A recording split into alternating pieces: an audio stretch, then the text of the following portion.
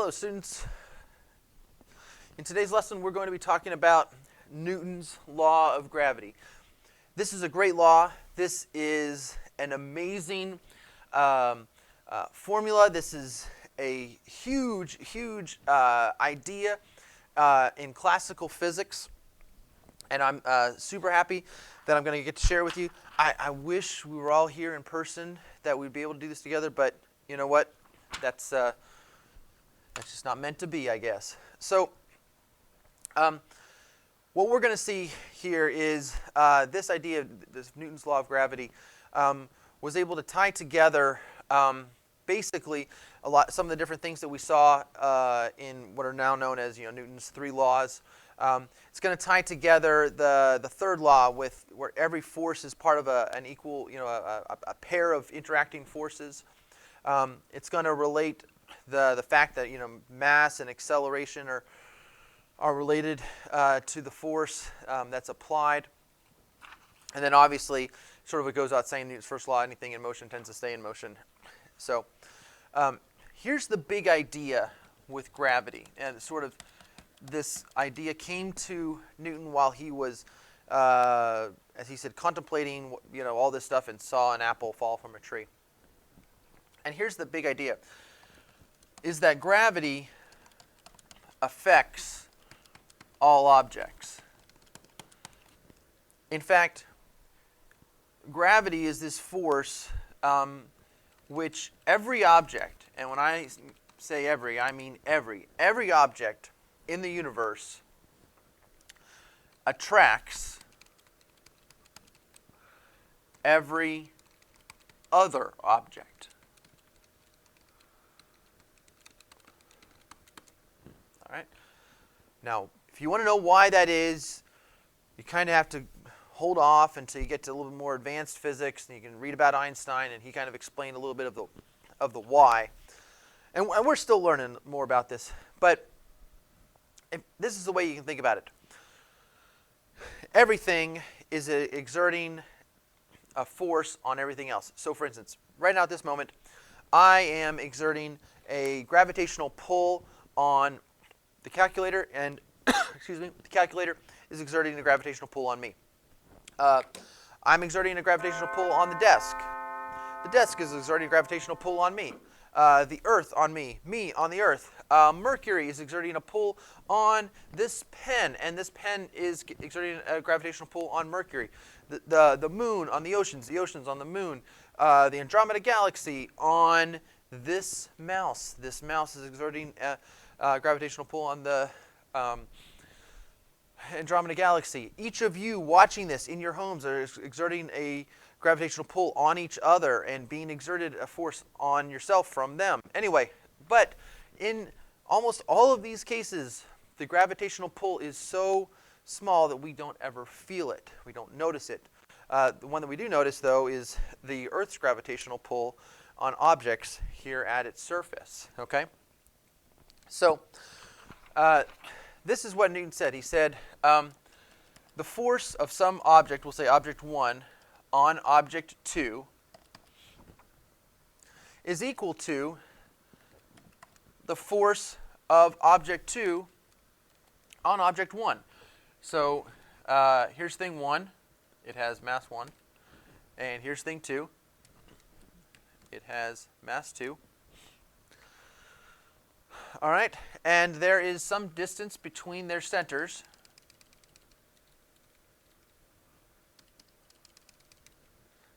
And that distance is r. So the idea is that the force of, this is acting on 1, so this is the force of 2 on 1. This right here would be the force of 1 on 2. That the length of those vectors, those force vectors, are the same. Those forces are the same magnitude. Excuse me. And that's from Newton's third law. And that was pretty nice that he kind of thought that through. But he went further, and we can go further as well. We actually have a number for it. We have a value for that, and here it is. Here's the formula. Big G times the mass of object 1 times the mass of object 2 divided by the distance between them squared. All right? You do that multiplication and that division, and that will tell you how strong of a force these two objects are exerting on each other. So you say, oh, wow, that's great, Mr. Goddard. I think I know what M1 is, that's mass. I think I know what M2 is, that's the mass of that one in the R. But what is this G thing? Well, let me tell you. That is known as the gravitational constant.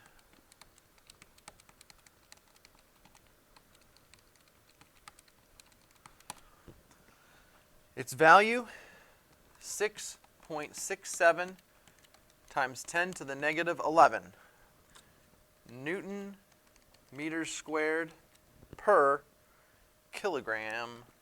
I think it's kilograms squared. Let me verify it. It's on your yellow sheet.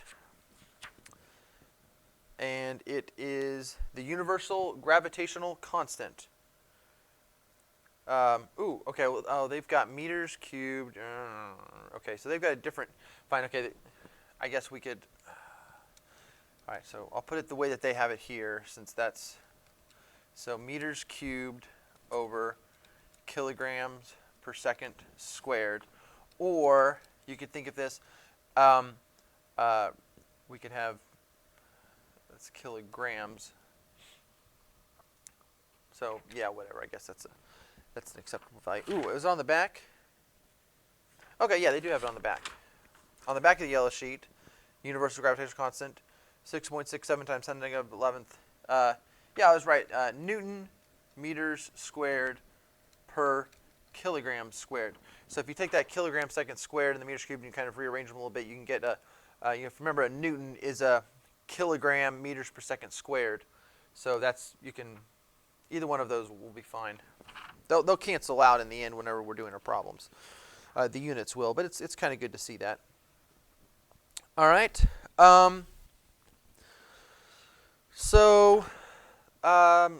Let's talk about that formula and kind of analyze it here a little bit. So one thing you can think of is the relationship between the masses, the radius, and then the force. All right. So if the mass goes up of mass 1, so in other words, if we have a larger mass, then obviously the gravitational force is going to increase. If the mass of object 2 goes up, then the gravitational force will increase, so we can have a larger and larger force. However, and if they go down, as they go up, this goes up, and as these go down, then this goes down.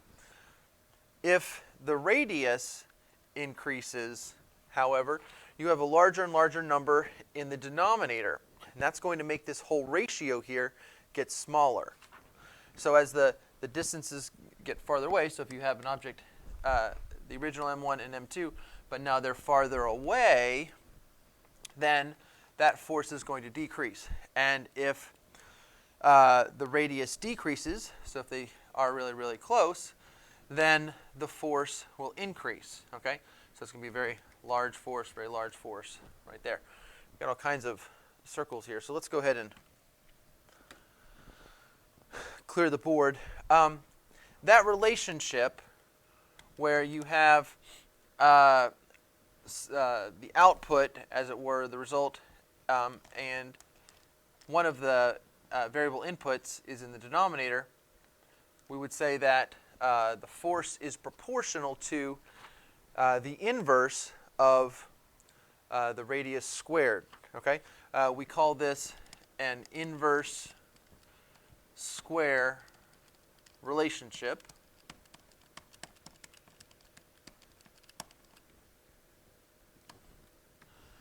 And if you were to graph the force versus the radius for two objects who had the same mass, so you keep the mass the same and maybe start them off real close, then they're going to have a really, really high force, gravitational force of attraction between them. Then you slowly spread them out, then the force is going to decrease. And when you do that, if you take the measurements or do the calculations, you'll find that the graph looks like this. This is an inverse square relationship. Just to give you maybe a little bit more of an idea what's going on here, and this relationship, the inverse square relationship, is not unique to the gravitational force between two objects at a certain distance. We see inverse square relationships all over the place in physics. The one that comes to my mind immediately is the electrical force between two charged particles. It could be two electrons or two protons, or an electron and a proton, or a proton and electron. They have an inverse square relationship as it relates to the distance. So we will see this thing again, and so it's helpful for you to kind of have a little bit of awareness of it. Let's just say that you have some force, the force of gravity, between two objects. We'll just call them M1 and M2, and they are at some distance r between them. Okay, so it's r squared. But then you take that distance, and now we have a new r value. We'll call it r2 is equal to 3 times r1. So initially they were, this far apart. Now they are 3 times as far. So let's go pen.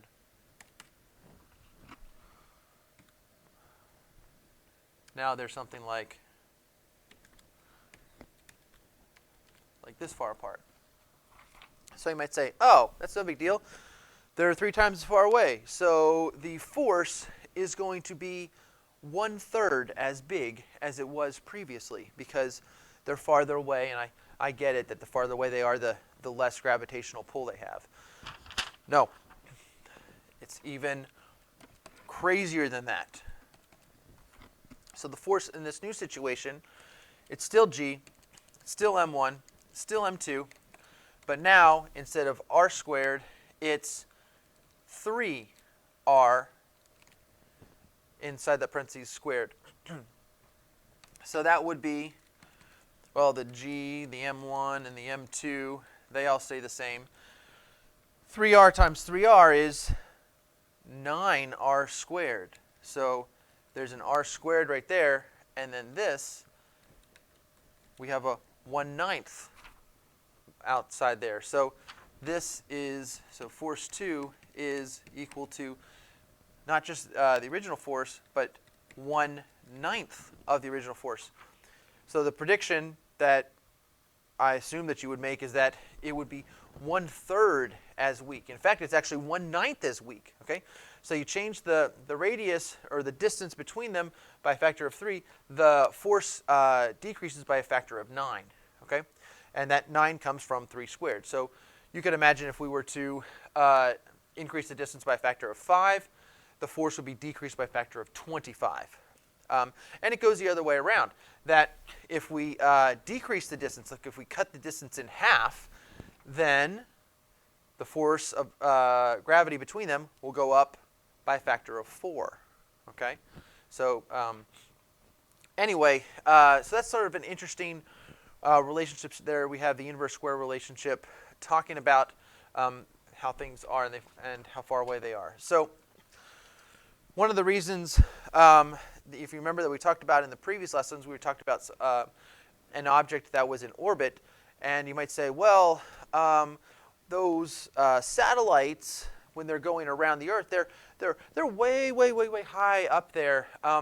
They're so high up in the sky that surely the gravity is less. And the answer is no. Are they way up there in the sky? Yeah. Is the gravity less? Yeah, by like a few percent. But I mean, it's nothing significant. I mean, it's literally like if that's the Earth, right? This is where they are. I mean, it's to scale, like they're barely not even 10% of the distance away versus those objects being on the actual surface. So the gravitational pull that the space shuttle feels from the Earth as it's in orbit is almost identical to the gravitational pull that it would feel if it was on the surface. Okay, and it's not until you get pretty far away from the Earth that that force of gravity is not significant. Okay, and just to go back to my original point here, you could go all the way to the edge of the solar system, and Earth is still going to be pulling on you.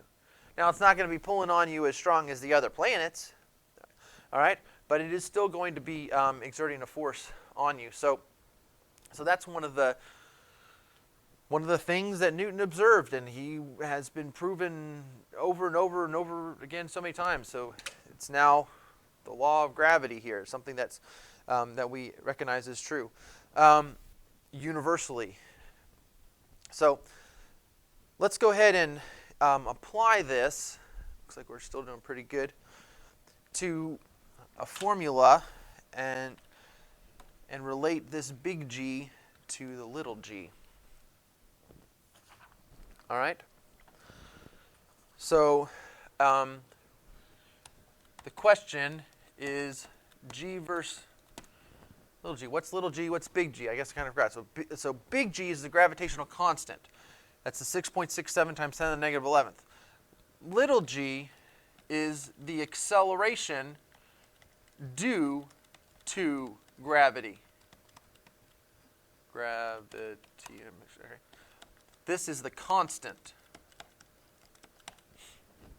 Okay? So it's not accurate in either case to say this one's gravity or this one's gravity. Neither of them are gravity. Gravity is the force of attraction between two objects. This is a number, and this is a number. And I'm going to show you is how we get this number. Which and I guess, well, and how we get this number. We'll see how they relate. We'll just go from there. So what we're going to do is consider an object in free fall, since that's apparently what we're doing here for the last couple lessons.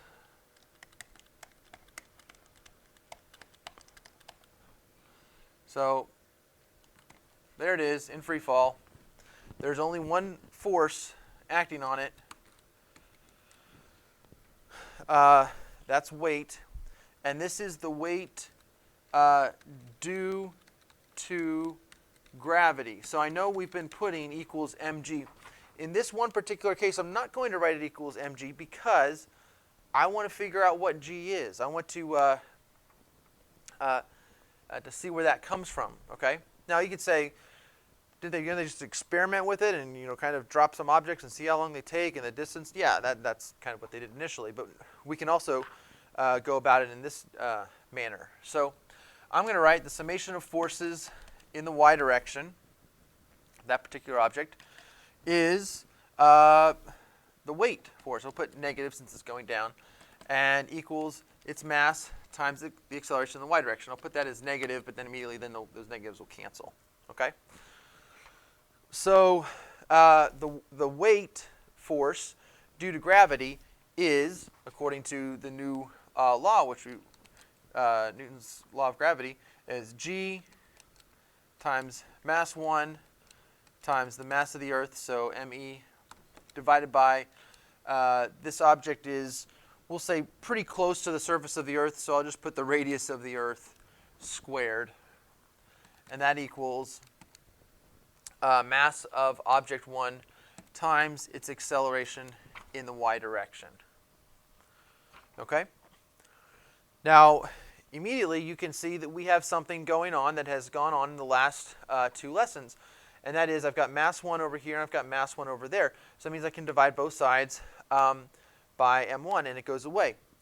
And that right there is why a very heavy thing, like a stapler, and a very light thing, like a paperclip, are both going to have the same acceleration. Because when you set up Newton's law of gravity equal to Newton's second law, then it works out such that the mass doesn't matter. So goodbye mass 1.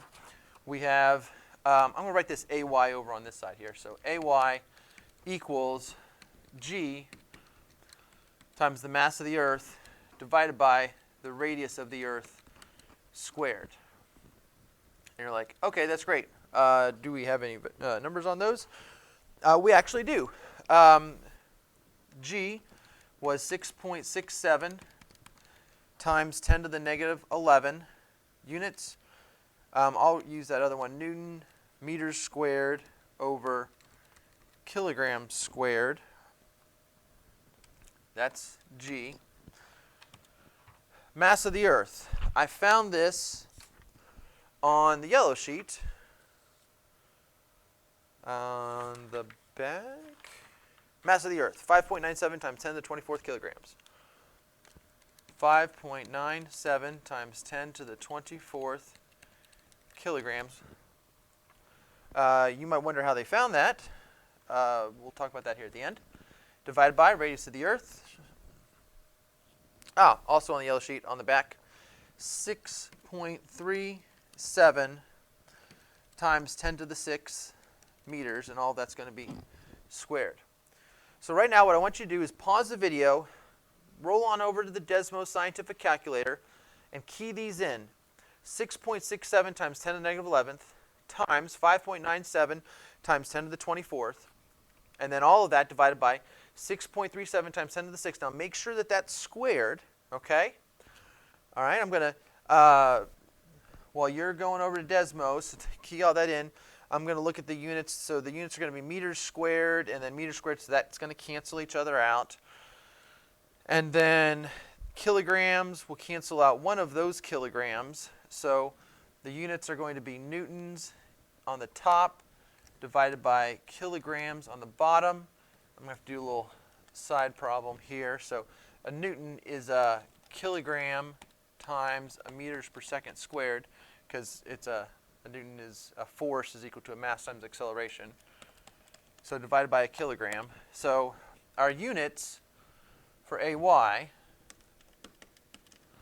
are going to be it's going to be, the units are going to be, no spoilers here, in meters per second squared. Okay, so if you haven't gone to Desmos to key that in, go ahead, I'll wait.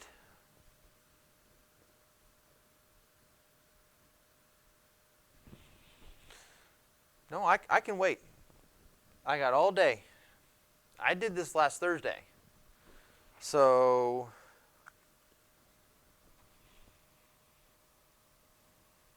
did you come up with the number yet? Yep, that's right. 9.81. That's the acceleration that this object will have. All right. Well, I already knew that. Okay, you knew it, but how did they come up with this? Is how they got it. Well, kind of, sort of. I mean, they also found this out experimentally, and then they, with some other things, were able to use that as a way of finding out these, and so therefore these then reinforce that. But anyway, the point is, that is what we call little g, the acceleration due to gravity. Okay? And if you think about it, what did that depend on? Well, it depended on the radius of the Earth, so how far you were away from the center, and the mass of the Earth. So in the last section in this chapter, it does some changes between, what's the mass of this planet and another planet, and how that's going to affect little g, and then how far away you are from that. And so that's going to affect this number, the radius there. I think there's a homework problem that you're going to have, which will require you to do some similar calculations as this, but with different numbers to figure out what would be the acceleration due to gravity on different planets, or even moons of other planets. Okay? And those are some fun activities. Just to wrap up, what this lesson was about was Newton's law of gravity, and what that was, how amazing it is. Not only are we able to find the force of attraction between two objects, but we can even then figure that out for the Earth, and figure out the acceleration due to gravity. All right? Thanks for watching, and I'll see you next time when we're going to do some practice problems.